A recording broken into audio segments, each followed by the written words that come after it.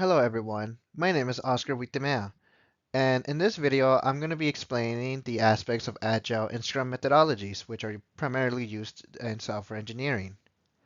Now, before we get started, I do want to explain about waterfall methodology. And what is that?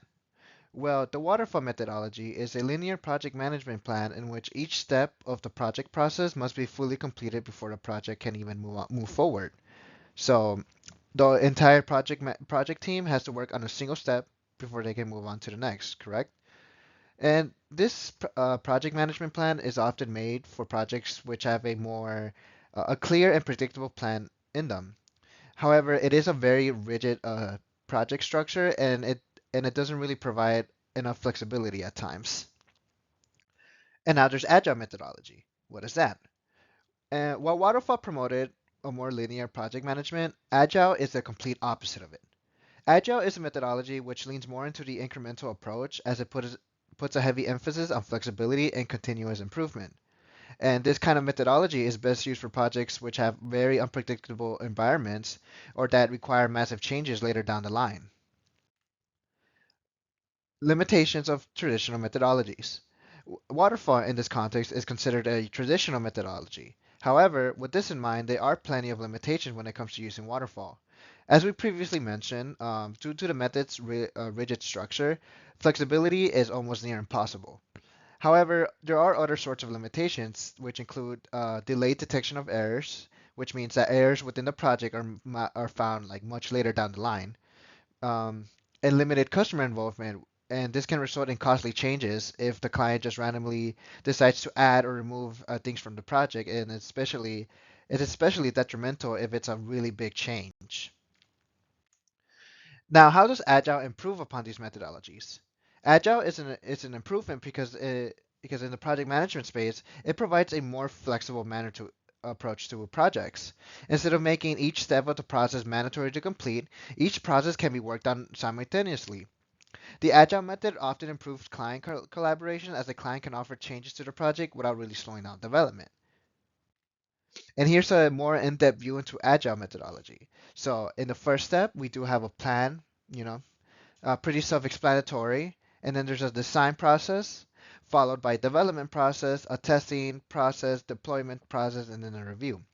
And as we mentioned, since it is an agile methodology, all of these can be done all at the same time. The team does not have to do each step at a time. These can be worked on simultaneously. And then there's Scrum framework as well. This is a really detailed chart which shows that all inputs from executives, teams, stakeholders, customers, and users are placed onto the product owner. We do have the product backlog, which is a ranked list of certain tasks which the project must have. And then moving forward, there's a sprint planning meeting.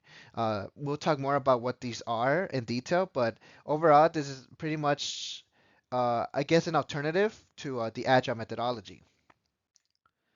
Now, there are real-world examples of products that do use agile.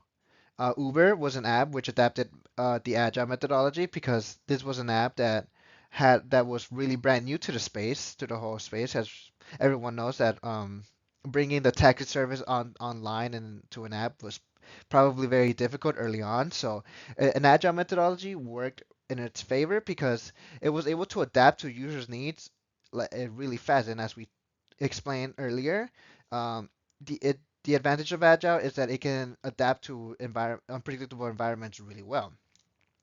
There's also Microsoft. Microsoft did start off using long waterfall releases, but nowadays with Microsoft 365 and Azure, it now uses continuous delivery and even DevOps practices, which I've explained in my other video. Netflix has also been known to continuously use Agile methodology, and this is to adapt the rapid changing environments of streaming platforms. Now, here's the more in-depth explanation about Agile implementation. So first, we have the project kickoff. This is where we define the stakeholders and then we appoint an appropriate product owner, which on the chart before on one of the other slides, it showed that they are responsible for taking in all the teams, teamwork, and everything. And then we have the sprint planning.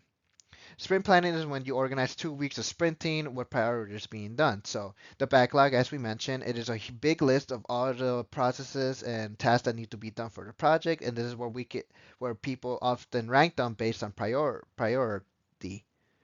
And then we have the daily stand-ups, and this is when the sprint planning has been started, and daily stand-ups are pretty much daily meetings to record progress. This is where all the teams can come together and explain the progress, the future plans for the project, and all of that. And then we have the sprint review. This is where they demonstrate the sprint outcomes and then gather feedback from the client. This is where the testing ends and usually deployment starts to slowly come out, but this is only after they gather the feedback from the client and make sure that it's all what the client asked for. And then after the sprint, there's the sprint retrospective. This is where the team now records lessons learned and then gather improvements in order to develop a more healthy sprint planning for the next process. Now, there's the conclusion.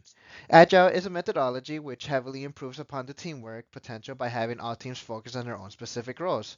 And this is without the need of worry about finishing one thing at a time. It is the perfect methodology for projects that are rapidly changing, have difficult and complex environments as well. Agile is clearly a proven methodology, as we saw. There are many companies which use it to this day, and it is now, and then Agile is now the method for all kinds of team players. Thank you for watching, everyone, and big thanks to Dr. G at Concordia University for giving me the opportunity to talk about this.